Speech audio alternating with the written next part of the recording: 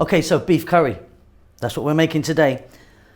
This is absolutely super tender. Now the meat that I'm using is not particularly a great cut. It's a stewing beef that I'm using, but the process that we go through and the amount of time that it takes, and it does take a little while, this one, it turns out just so beautiful, juicy, melts in your mouth. Welcome back to How to Cook Great. So we're going to get started on the meat. I've got some beef there, cubed, 500 grams, which is just above 1 pound. We've got some water. We're going to use that because we're going to try and soften it and get it really beautifully tender.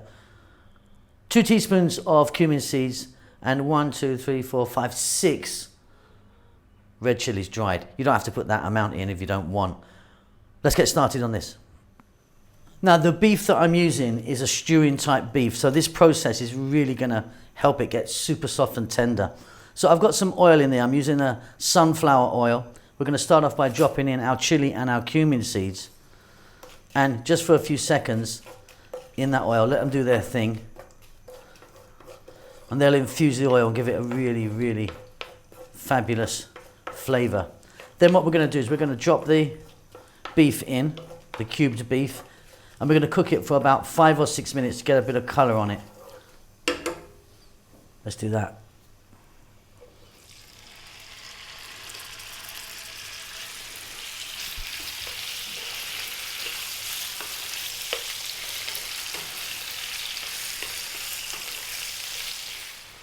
So if you've got an incredibly beautiful cut of beef, you don't need to do this next step, but like I say, this is a bit of a stewing beef. So if we continued now to make this, this is just going to end up really tough. Okay, we're going to drop some water in.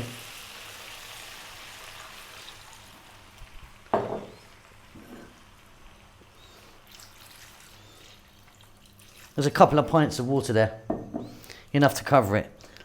We're going to turn the heat up high. And what we're going to do is we're going to cook this until it completely evaporates.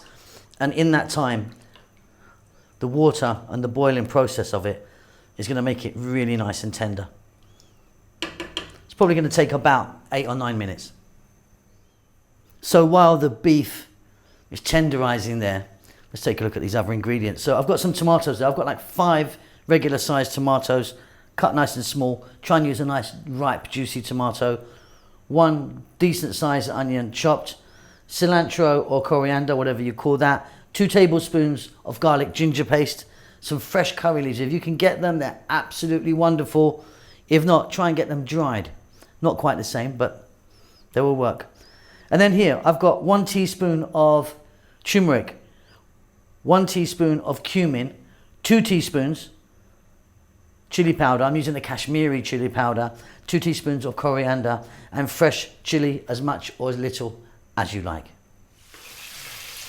So as you can see, that's reduced right down, and you're really going to thank me for this. Honestly, it's a really great little method to tenderize the meat. We're going to drop in now our curry leaves, fresh curry leaves, if you can find them. I know a lot of you have trouble getting these things. And we're going to drop in our onion. And we're going to stay on our high heat. And we're going to go for 3 to 4 minutes.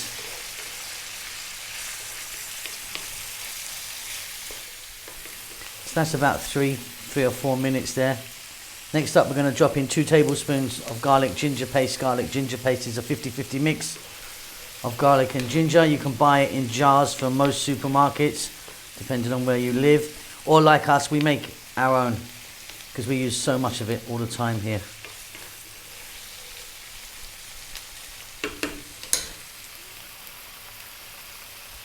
Salt.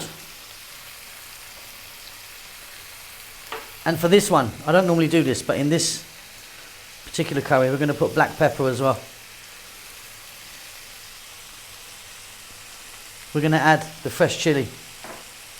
And then we're going to add the powders. Let's just take one more look, shall we? So 1 teaspoon each of cumin and turmeric, 2 teaspoons of chili and coriander.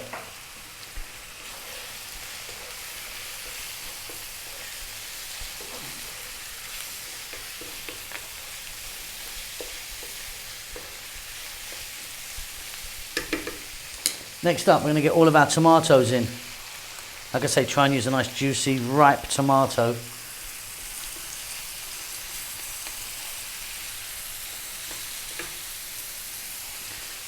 I'm going to add a little bit of water to this. But we're kind of hoping that we're going to get quite a lot of liquid from the tomatoes as they cook down. So we're going to go on a medium heat now. We're going to put a lid on this and we're going to go for about 6 or 7 minutes. We really want those tomatoes to become pretty much nothing. I'll see you then. So as you can see, the tomatoes have really started to cook down. What we're going to do now is we're going to add about half of our cilantro or coriander. Save a bit for the end. Right, I'm on a simmer now. I've just turned it down to a simmer. Really low. Going to get a lid on it. I'm going to keep an eye on it. But I'm going to let it go now for about 40 minutes. Give it a stir every now and then. Okay, so I've just taken the lid off and I've just turned the heat up to quite high. That is looking amazing now. Really, really good.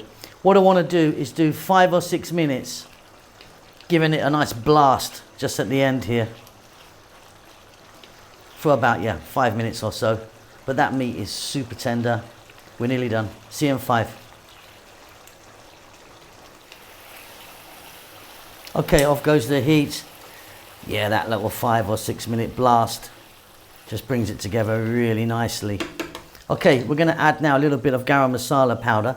Nice little pinch of that. Garam masala is a nice kind of finishing powder. Beautiful little spices in there.